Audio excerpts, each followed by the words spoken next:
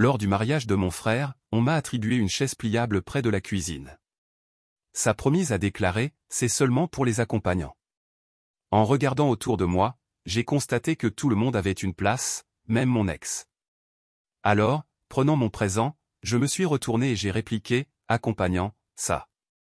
Il s'est mis à courir derrière moi, devant tout le monde. Je m'appelle David, j'ai 33 ans, et je n'avais pas prévu d'écrire cela, mais après ce qui s'est passé au mariage de mon frère, j'ai vraiment besoin de me confier. Pour mieux comprendre, ma relation avec mon frère cadet, Alvaro, a toujours été compliquée. Âgé de 31 ans, il est charmant, très réussi et joue à merveille le rôle de fils parfait. Quant à moi, j'ai toujours été la personne calme, celle qui planifie, qui arrange les choses, celle qui a aidé financièrement lorsque nos parents ne le pouvaient pas.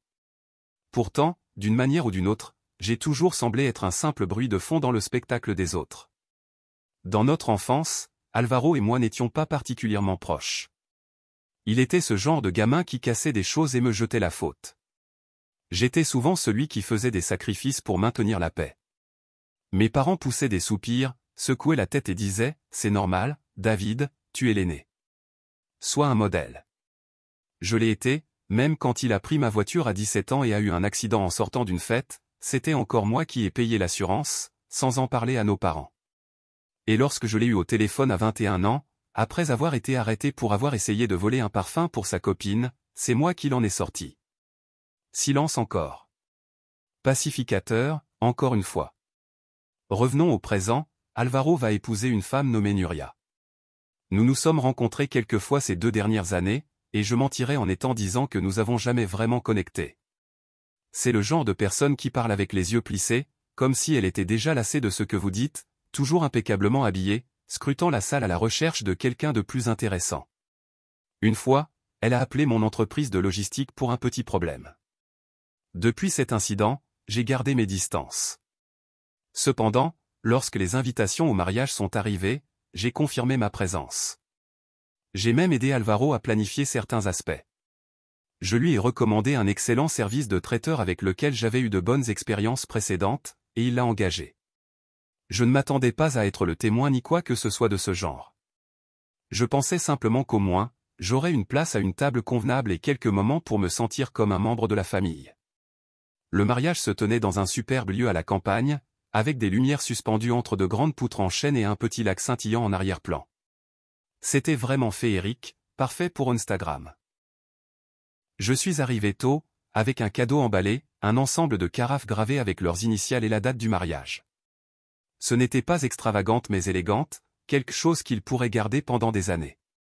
Je me suis rapproché de la table d'accueil, où une jeune femme portant des écouteurs et tenant un classeur m'a adressé un sourire tendu. « Vous êtes David, n'est-ce pas » ai-je hoché la tête. Elle a consulté sa liste et a légèrement froncé les sourcils. « Vous êtes enregistré comme accompagnant. » J'ai cligné des yeux. « Désolé ? Vous êtes sur la liste des accompagnants, donc nous avons assigné une place près de l'entrée de la cuisine, à côté des tables pliantes. Si vous aviez amené quelqu'un, ça aurait été différent, mais comme vous venez seul. » Un nœud s'est formé dans mon estomac. Je suis son frère. La jeune femme s'est figée. Oh, je suis vraiment désolé. Cela doit être une erreur. Laissez-moi.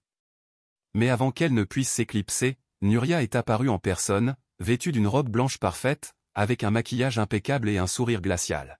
« Salut, David, dit-elle en allongeant mon nom comme si c'était ta mère. Je suis contente que tu sois venu. » J'ai indiqué à l'organisatrice mon souci concernant ma place. « J'espère que ça ne te dérange pas. Nous avons dû faire des choix difficiles en ce qui concerne le placement. » Je l'ai fixé. « Vous m'avez assis dans la cuisine ?» Elle a lâché un petit rire. « Non, pas dans la cuisine, juste à côté. C'est réservé aux accompagnants, vous savez. Techniquement, vous n'êtes pas dans le cortège nuptial et nous avons dû prioriser nos amis proches et la famille élargie. Rien de personnel, d'accord ? » Je regardais au-dessus de son épaule en direction de la salle où se déroulait le banquet, avec des tables ornées de nappes élégantes et des bougies flottantes, des invités riant et trinquant avec du champagne. Mon oncle, qui n'avait pas parlé à Alvaro depuis 6 ans, avait une place au centre. Mon cousin Sergio, surpris en train de voler dans le sac de grand-mère, avait aussi son propre siège. Et puis je l'ai vue, Clara, mon ex, assise à seulement 2 tables de la table nuptiale, riant avec un verre de Prosecco à la main. Nous avons sorti ensemble pendant 5 ans. C'est Alvaro qui nous avait présentés. Quand nous avons rompu, j'ai découvert qu'ils étaient restés en contact. Bien sûr qu'elle avait une meilleure place. Nuria a peut-être remarqué où je fixais mon regard. Ah oui, nous avons invité Clara. Elle et Alvaro sont toujours amis, et elle est très compréhensive. Ça ne te dérange pas, n'est-ce pas? Je n'ai pas dit un mot, je me suis simplement contenté d'hocher la tête lentement. Je me suis dirigé vers la chaise pliante qui m'avait été attribuée, placée maladroitement à la fin d'une petite table, juste à côté d'une porte battante par laquelle les serveurs passaient régulièrement en effleurant les invités tout en les excusant avec des plateaux remplis de nourriture. C'était bruyant, il faisait chaud, et l'odeur de poisson et de romarin brûlé flottait dans l'air. Je me suis assis là, un court moment, seulement un instant. J'ai regardé la musique débuter. Le couple est entré, et tout le monde a applaudi. J'ai vu Alvaro murmurer quelque chose à Clara en passant devant sa table, et elle lui a rendu un sourire un peu trop chaleureux. J'ai remarqué que mon cadeau était mis de côté, négligé parmi une pile croissante d'autres boîtes.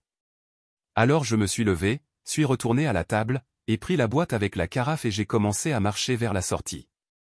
En passant près de Nuria, près de la piste de danse, elle s'est retournée, m'a vu et a crié « Attends, où vas-tu » Je me suis arrêté et me suis lentement retourné. La salle est tombée dans un silence juste suffisant pour entendre la fin de ma réponse, accompagnant. Certaines personnes ont lâché un soupir, et je crois même que quelqu'un a ri. Cela ne m'a pas dérangé. Je me suis dirigé directement vers les portes avec mon cadeau en main. Je ne suis pas parti furieux, mais plutôt calmement, sereinement, avec détermination, et je pense que cela les a blessés encore plus. En arrivant sur le parking, j'ai entendu des pas derrière moi. C'était Alvaro, courant vers moi, sa veste flottant derrière lui, sa bouche bougeant mais sans savoir quoi dire. « David, attends. Qu'est-ce que c'était? Pourquoi tu pars? Allez, c'est mon mariage. » Je me suis tourné vers lui. « Tu as permis qu'elle me place près de la cuisine. » Il a hésité. Ce n'était pas. Je n'ai pas réalisé. Elle a fait le plan de salle. Je pensais juste que ce n'était pas si grave. Je lui ai fait signe de la tête. Pas si grave? Tu as donné à Clara, une meilleure place qu'à ton propre frère. Il s'est agité, se grattant la nuque. On ne voulait pas t'exclure, c'est juste que Nuria voulait avoir certaines personnes devant, elle ne voulait pas de tension. Tension, ai-je répété. Tu veux dire que je devrais être dans la même salle que ton ex-ami qui sort avec ton frère? Il n'a pas répondu. Ce silence a été le moment où quelque chose en moi s'est brisé, ou peut-être s'est reconstruit. Je n'ai pas crié, je n'ai pas lancé le cadeau, je n'ai rien dit de cruel, je me suis simplement retourné, et ouvert la voiture et y suis monté. En m'éloignant, je l'ai vu, debout sur le gravier, la main à moitié levée, un peu perdu, comme s'il ne savait pas s'il devait être en colère ou gêné. Et cela n'avait même pas été le début du véritable désastre. Je ne suis pas rentré directement chez moi. J'ai conduit sans but pendant un moment, les fenêtres baissées, laissant l'air frais faire un meilleur travail pour me calmer que tout le reste. J'ai fini dans un belvédère tranquille aux abords d'Alicante, un de ces endroits où l'on peut voir les lumières de la ville scintiller comme des lucioles sur un velours noir. Je me suis garé, suis resté silencieux un instant et j'ai laissé tout cela s'installer. Pas seulement à propos du mariage, mais des années de favoritisme, de manipulation, d'être traité comme un extra jetable dans un film où tout le monde, sauf moi, était en vedette. À un moment donné dans ce silence, j'ai pris une décision. Je ne resterai plus silencieux. Je ne supporterai plus le manque de respect juste pour maintenir la paix. Je n'ai pas répondu au message d'Alvaro cette nuit-là, ni à ceux du lendemain matin, ni à celui de Nuria disant « Salut, désolé pour la confusion d'hier. J'espère que tu n'es pas toujours fâché. Passons à autre chose. » Non, je n'ai pas répondu, mais j'ai ouvert mon ordinateur portable. Tu vois, je travaille dans la logistique et la coordination d'événements. Je ne planifie pas seulement des itinéraires et des horaires de livraison, je gère aussi les crises, les relations avec les fournisseurs, et le suivi logistique de grands événements. L'un de mes clients récents était l'entreprise de traiteurs qu'Alvaro a engagée pour le mariage, la même que j'avais recommandée, celle à laquelle j'avais aidé à se développer. J'ai donc passé un appel poli à la gérante de la société de traiteurs, Carmen. Elle était sympathique, efficace, et m'avait déjà remercié chaleureusement après le mariage pour l'avoir aidé à obtenir ce contrat. Je lui ai expliqué que je me sentais méprisé, que je n'étais pas simplement un accompagnant, et que j'envisageais de réévaluer si je continuerais à recommander ses services à l'avenir. Carmen a été silencieuse un moment, avant de dire quelque chose qui m'a marqué. Nous avons dû tout faire à la dernière minute ce jour-là. Ils ont payé moins que la compte convenue et ont changé la moitié de la liste des invités 3 jours avant. Honnêtement, si tu ne nous avais pas aidés avec la logistique, nous n'aurions pas réussi. Je suis vraiment désolé pour la façon dont ils t'ont traité. C'est tout ce dont j'avais besoin d'entendre, car cela voulait dire qu'il y avait des vulnérabilités, des reçus, des contrats et de la marge de manœuvre. Je n'ai pas explosé tout de suite. Ce n'est pas mon style. Je suis plutôt du genre à jouer la montre. J'ai donc commencé petit. D'abord, j'ai annulé la commande personnalisée que j'avais passée pour leur cadeau de mariage. Ce n'était pas seulement la carafe que je leur avais donnée en main propre, j'avais aussi commandé un ensemble de verres assortis destinés à être livrés à leur appartement la semaine suivante. Je n'ai pas simplement annulé la commande.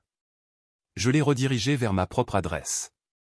Après tout, j'ai pensé, puisque personne ne va en profiter, autant que je le fasse moi-même avec un bon whisky.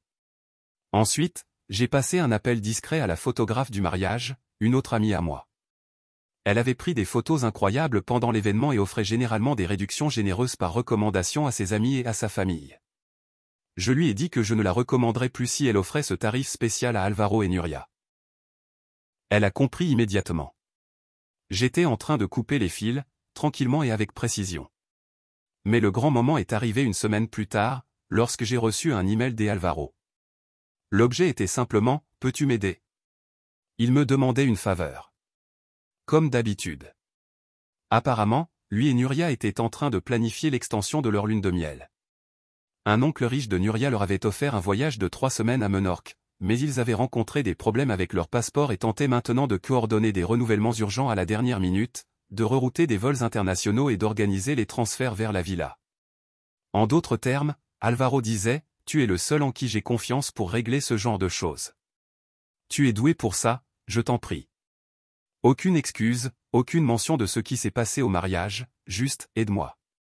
Je suis resté à regarder l'écran un bon moment, puis j'ai ouvert un brouillon et écrit « Bonjour Alvaro, je serais ravi de t'aider, mais malheureusement, cet accompagnant n'accepte plus les réservations. Bonne chance. » Je l'ai laissé dans les brouillons, non pas par remords, mais parce que je me suis rendu compte de quelque chose d'encore plus satisfaisant. Je n'avais pas besoin de dire quoi que ce soit. Au lieu de cela, j'ai transféré l'email à une ancienne collègue, Raquel, qui gère la logistique des voyages d'urgence pour des clients prestigieux. Je ne lui ai pas demandé de les aider, mais de les ajouter à sa liste de blocage. C'était mesquin, je l'admets, mais cela me semblait juste. J'avais été celui qui réglait tout pendant des années, le soutien silencieux d'une famille qui ne reconnaissait jamais le poids que je portais. Cette fois, j'ai décidé de tout laisser tomber. 2 jours plus tard, j'ai reçu un message d'Alvaro. Cette fois, il ne sonnait pas comme un jeune marié, mais comme un homme qui perd pied. Tu as dit à Raquel de ne pas nous aider. Elle a mentionné que tu étais bloquant, pas client. Quel est ton problème, mec? On est coincé à Séville, les vols sont annulés, la villa ne veut pas nous rembourser, et Nuria est en train de perdre ses moyens. Qu'est-ce qui ne va pas? Je n'ai pas répondu. Cette nuit-là, alors que je dînais avec un ami, j'ai vu le nom de Nuria apparaître sur mon écran. Ce n'était pas un message, c'était un appel. Je le laissais sonner. Elle a laissé un message vocal. David, je ne sais pas quel est ton problème, mais Alvaro est au bord du gouffre. Si c'est à cause du mariage, tu dois grandir. Ce n'était pas notre intention de te blesser. Tu as déjà fait passer ton message, maintenant arrête de te comporter comme un enfant et répare ça. Cela, ça m'a fait rire pendant le repas.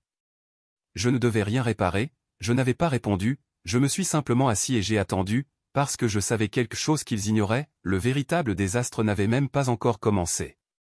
Te souviens-tu de la facture du traiteur que j'ai mentionnée? Celle qu'ils avaient payée en dessous du montant convenu? Eh bien, il se trouve qu'il y avait une clause dans le contrat. Quand un client fournit un nombre d'invités incorrect, change ses demandes de menu après la date limite et ne paie pas le montant total dans les 14 jours, une pénalité de 25% est appliquée. Carmen, qui était déjà lassée de leur courser, a déposé une plainte formelle auprès du lieu de l'événement, entraînant une réaction en chaîne de frais supplémentaires. Le serveur, qui avait également été payé moins que convenu, a fait de même. Et soudain, Alvaro et Nuria ne faisaient pas face seulement à une lune de miel gâchée. Ils avaient à présent plusieurs milliers d'euros de pénalités pour retard, des charges contractuelles et des dépôts de garantie retenus, tout cela parce qu'ils avaient essayé d'épargner et de me laisser de côté. Et je n'avais même pas encore joué ma dernière carte. Environ 2 semaines après le fiasco de la lune de miel, j'ai commencé à recevoir des notifications de photos de mariage sur les réseaux sociaux.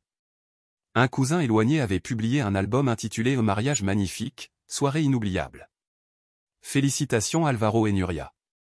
Par curiosité, je l'ai ouvert et, je le dis littéralement, c'était comme voir un résumé visuel de ma propre disparition. Il y avait 83 photos. Dans exactement une, on voyait l'arrière de ma tête floue, près de la porte de la cuisine.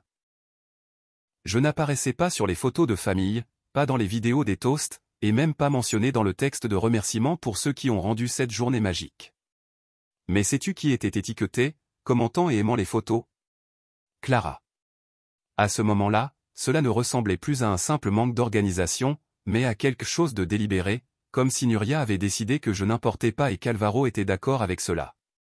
C'est alors que j'ai décidé que je ne partirais pas sans faire entendre ma voix.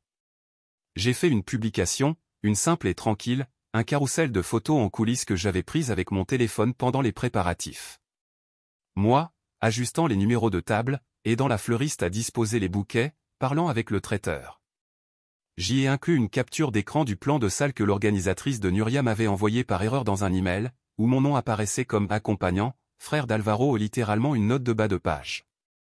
J'ai écrit, j'ai aidé à planifier le mariage, j'ai trouvé le lieu, j'ai obtenu un rabais pour le traiteur, je suis arrivé tôt pour aider à monter. On m'a assis à côté de la cuisine comme accompagnant. La mariée a dit que je devais comprendre, alors je suis parti en silence. 2 semaines plus tard, on m'a de nouveau demandé de l'aide. Cette fois, j'ai refusé. Apparemment, cela fait de moi quelqu'un de rancunier. La publication est devenue semi-virale dans notre petit cercle social. Je ne m'y attendais pas, mais les gens l'ont partagé, commenté et m'ont écrit. Des amis du lycée, d'anciens collègues, même des membres de ma famille. Ma cousine Marina m'a écrit, je savais que quelque chose n'allait pas ce jour-là. Tu avais l'air si mal à l'aise. Je suis désolé. Je n'ai pas répondu à tous, mais j'ai lu chaque mot. C'était réconfortant. Mais ce n'était pas seulement la sympathie qui importait, c'était ce qui s'est passé ensuite. 2 jours après la publication, Alvaro m'a rappelé. Je l'ai laissé aller au répondeur. Cette fois, il ne semblait pas en colère, mais nerveux. Et, la mère de Nuria a vu ta publication, et maintenant Nuria perd le contrôle. Elle pense que tu essaies de ruiner son image. Sa patronne te suit, mec. Elle dit que tu dois la supprimer. J'ai écouté ce message en étant à la salle de sport. Je l'ai replay 2 fois. Et encore une fois, en marchant vers la voiture. Je n'ai pas répondu.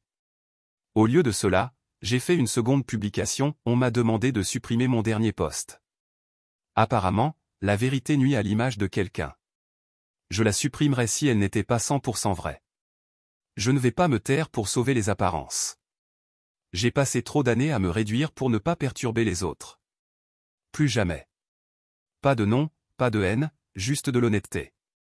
C'était le tour de passe-passe. Les opinions peuvent être débattues. Les captures d'écran et les plans de salle, non. Cette publication a reçu encore plus d'attention que la première. La patronne de Nuria n'a pas commenté publiquement, mais une amie commune m'a envoyé une capture d'écran. Un message sur le Slack de son entreprise rappelant à tous de maintenir une conduite respectueuse même en dehors du travail et rappelant que la perception reflète le caractère. C'est alors que le désastre a commencé à s'accélérer. D'abord, j'ai reçu un appel de la mère de Nuria. Pas un message vocal, un appel complet. Je n'ai pas répondu, mais elle a laissé un message de 3 minutes, un monologue enragé sur la façon dont tout cela nuisa à la réputation de sa famille et comment, un jour, je regretterai d'avoir fait tant de scandales pour une chaise. Pour une chaise. C'est tout ce que j'avais besoin d'entendre. Il ne comprenait toujours pas. Ce n'était pas une question de chaise. C'étaient des années de manque de respect qui avaient enfin fait imploser le barrage. Puis sont arrivés les messages de groupe. Alvaro a essayé de contrôler les dégâts en créant un groupe familial. Il l'a intitulé Mettons les choses au clair et a ajouté toute la famille, qu'elle soit proche ou étendue. Son premier message, bonjour à tous. Je voulais juste parler du récent drame sur les réseaux sociaux. Je pense que les choses ont échappé à tout contrôle. Essayons d'avancer. J'ai observé ce message pendant 1 minute entière, puis j'ai répondu que j'étais ravi d'avancer, mais seulement quand les gens assumeront leurs responsabilités, pas quand on appelle ça un drame les conséquences. Silence. Ensuite, ma tante Mercedes écrit, je me suis toujours demandé pourquoi tu étais assis au fond. On a pensé que tu t'étais porté volontaire pour aider en cuisine ou quelque chose comme ça. Un autre cousin a ajouté, pour être honnête, je pensais que tu étais parti parce que tu étais malade. Je n'avais aucune idée que tu avais été traité de cette façon. En quelques minutes, le récit qu'Alvaro et Nuria avaient construit a commencé à s'effondrer, et Alvaro a quitté le groupe. Nuria m'a bloqué sur toutes les plateformes. Mais voici comment tout prend sens, environ 3 semaines plus tard, j'ai reçu une lettre manuscrite par la poste. L'enveloppe était épaisse, couleur crème, légèrement tachée, sans expéditeur. À l'intérieur se trouvait une note, David, j'ai beaucoup réfléchi à tout. Je ne le voyais pas alors, mais maintenant je le comprends. J'ai laissé Nuria prendre toutes les décisions, pensant que maintenir la paix était plus important que de défendre mon frère. J'avais tort. Tu as toujours été là pour moi et je t'ai fait sentir invisible au moment le plus important de ma vie. Je ne m'attends pas à ton pardon, mais je voulais te remercier pour tout ce que tu as fait et te demander pardon pour tout ce que je n'ai pas fait. Sincèrement, sans excuse, sans exigence, juste ça. J'ai remis la lettre dans l'enveloppe et l'ai laissée sur mon bureau. Je ne lui ai pas encore répondu. Ce n'est pas que je ne valorise pas l'excuse, oui, je l'apprécie. En fait, une partie de moi avait attendu toute sa vie qu'il reconnaisse qu'il avait eu tort. Sans ces classiques détours, sans le « mais toi aussi ». Ou ce n'était pas mon intention. Ce n'était pas seulement à propos de la cérémonie ou de la chaise. C'était à propos d'années, de décennies à être le plan B, celui qui résolvait tout, celui qui soutenait émotionnellement tout le monde. J'avais accepté ce rôle si longtemps que je ne remarquais même plus comment je m'étais effacé pour que les autres brillent. Et maintenant, ce silence n'était pas de la rancune, mais de la clarté. Je devais décider quel type de relation je souhaitais avoir, non seulement avec Alvaro, mais avec toute ma famille. Le jour de Thanksgiving est arrivé. Mes parents ont préparé tout comme d'habitude. Alvaro et Nuria étaient également invités, ou mieux dit, ils l'étaient toujours. Je n'avais pas confirmé, mais ma mère m'a appelé, David, nous serions vraiment contents que tu viennes. Je te promets qu'il n'y aura pas de drame. J'ai dit oui, non pas pour faire plaisir, mais parce que je n'évitais plus les conversations difficiles. Quand je suis arrivé, c'était plus silencieux que d'habitude. Mes cousins m'ont salué d'un signe, ma tante avec un sourire mal à l'aise. Alvaro arrangeait les chaises. En me voyant, il est resté pétrifié, puis m'a salué avec raideur. Nuria n'était pas là. Ma mère a chuchoté qu'elle avait d'autres projets. Traduction, elle ne pouvait pas faire face à ceux qui la voyaient sans filtre. Pendant le dîner, Alvaro a à peine mangé, riant avec une trop grande exagération, me fixant comme s'il attendait la permission de faire comme si de rien n'était. Je ne lui ai rien donné. Après le dessert, alors que tout le monde parlait et que le football résonnait en fond sonore, il m'a trouvé dans la cuisine. « Merci d'être venu », a-t-il dit. J'ai hoché la tête. « Merci pour la lettre. Je le pensais vraiment, j'étais idiot. »« Tu l'étais », ai-je répondu sans détour. Je pensais que nous pourrions revenir à comme avant. Revenir à quoi? Être ton sauveteur silencieux, celui qui n'apparaît pas dans les photos de ton mariage. Je ne veux pas que ce soit ça, a-t-il répondu. Je veux regagner ta confiance. Alors prouve-le. Ne t'attends pas à ce que je répare ton monde à chaque fois qu'il s'effondre. Il a acquiescé. Pour une fois, il n'a pas trouvé d'excuses, il a permis à la gravité de ses erreurs de flotter dans l'air, et le plus intéressant, c'est qu'après cela, il a essayé. De petits messages sans rien demander. Un samedi, il est arrivé avec du café et des pâtisseries. Il voulait juste passer du temps ensemble. Nous avons regardé un match, discuté. Il n'a pas mentionné le mariage, il n'a pas demandé d'aide, il a juste été là avec moi, en tant que frère. Ce ne fut pas une réconciliation de conte de fées. Je ne lui ai pas fait confiance immédiatement, mais quelque chose avait changé. En revanche, Nuria ne s'est jamais excusée. J'ai entendu qu'elle avait perdu des connexions sociales après le mariage, pas à cause de moi, mais pour ce qu'elle avait fait.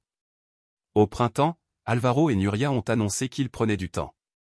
Cela ne m'a pas surpris. Après Menorque, les fissures étaient inévitables.